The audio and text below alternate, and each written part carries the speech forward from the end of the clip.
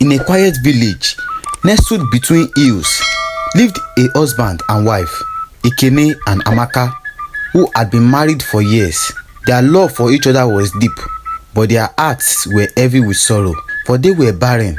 In a village where children were seen as blessings and a sign of prosperity, their childlessness brought them shame and endless mockery.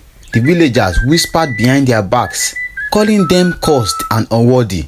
Even their own families, who once supported them, began to distance themselves, muttering about the misfortune that had befallen Ekene and Amaka. The couple's days were filled with tears and their nights with silent prayers, begging the heavens to bless them with a child.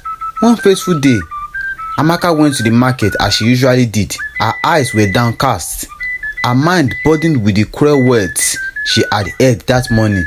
As she walked through the bustling market, she noticed a man standing at a distance.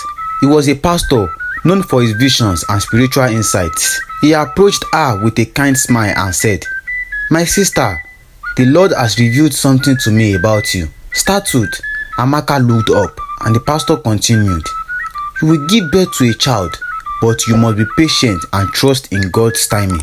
Amaka's heart leaped with hope, but as she left the market, the harsh words of the villagers rang in her ears.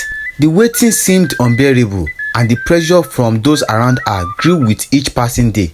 Ekene too was tormented by the relentless mockery of the villagers. Desperate to silence their critics and yearning for a child, the couple decided to take matters into their own hands. One night, under the cover of darkness, they sought out a feared herbalist who lived on the outskirts of the village. The herbalist, known for his dark arts, was rumored to possess great powers, but little did they know his powers were rooted in evil. The herbalist listened to their plight and agreed to help them. He handed them a bar of soap, dark as night, and told them, "Use this soap and bath together under the light of the full moon.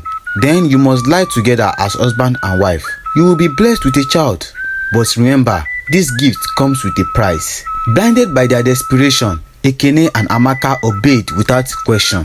That very night, they followed the herbalist's instructions, and not long after, Amaka found herself with child. The village was astounded, and the couple was finally at peace. Their joy doubled when Amaka gave birth to twins, two healthy boys whom they named Chuka and Chike. The years passed, and the twins grew strong and healthy, but there was something unsettling about them. They were mischievous, often stealing small things from neighbors or playing dangerous pranks. As they grew older, their behavior became more alarming. They began stealing not just for fun, but out of a deep, insatiable greed. At the age of 10, the twins became notorious in the village for their petty crimes.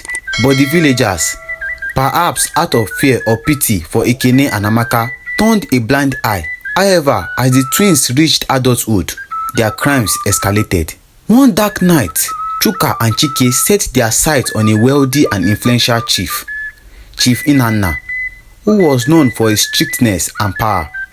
They broke into his home, stealing all his gold and valuables. When Chief Inanna awoke and tried to stop them, the twins showed no mercy. They stabbed him in the heart and left him to bleed out on his own floor. The village was horrified, but no one suspected the twins. Emboldened by their success, the twins' next target was a politician known for his corruption, Chief Emeka. They ambushed him as he traveled through the village. In the dead of night, they killed him in cold blood, stealing the money he had intended to use for his campaign. The village was once again thrown into chaos, but still, the twins were not caught. Their final crime before their downfall was at a petrol station owned by a generous chief, Chief Ifeanyi, who had just returned from the United States. They cornered him on a lonely road, demanding his money. Despite Chief Ifeanyi's pleas, the twins showed no mercy. They shot him dead and took everything he had.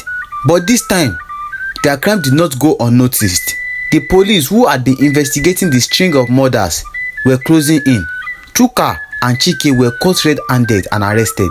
The news spread like wildfire, and the villagers were shocked to learn that the notorious criminals were the very children of Ekene and Amaka. The old couple, now frail and heartbroken, could not believe the news. They had no idea that the twins they had longed for, the children they had cherished, were capable of such evil. Desperate for answers, they went to a church to seek the guidance of a pastor. The pastor listened to their story and shook his head sadly. "The children you bore were not from God," he said. "The herbalist you visited was the servant of the devil. The price for his help was the souls of your children.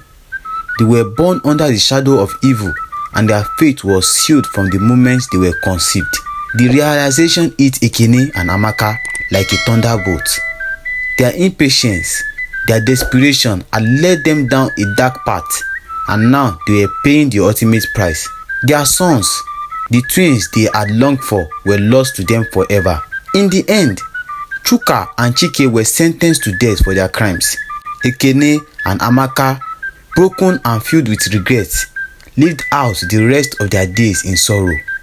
The villagers who had once mocked them now pitied them, but the damage was done. The story of the cursed twins became a cautionary tale passed down from generation to generation, warning of the dangers of impatience and the consequences of turning away from the right path. And so, the tale of the devil's twins was etched into the history of the village, a grim reminder that some gifts come with a price too high to pay. So guys, this is how I'm going to be ending this video. Don't forget to like, share, comment, and also turn on the notification button so that you can be notified whenever I drop a new video like this. Thank you.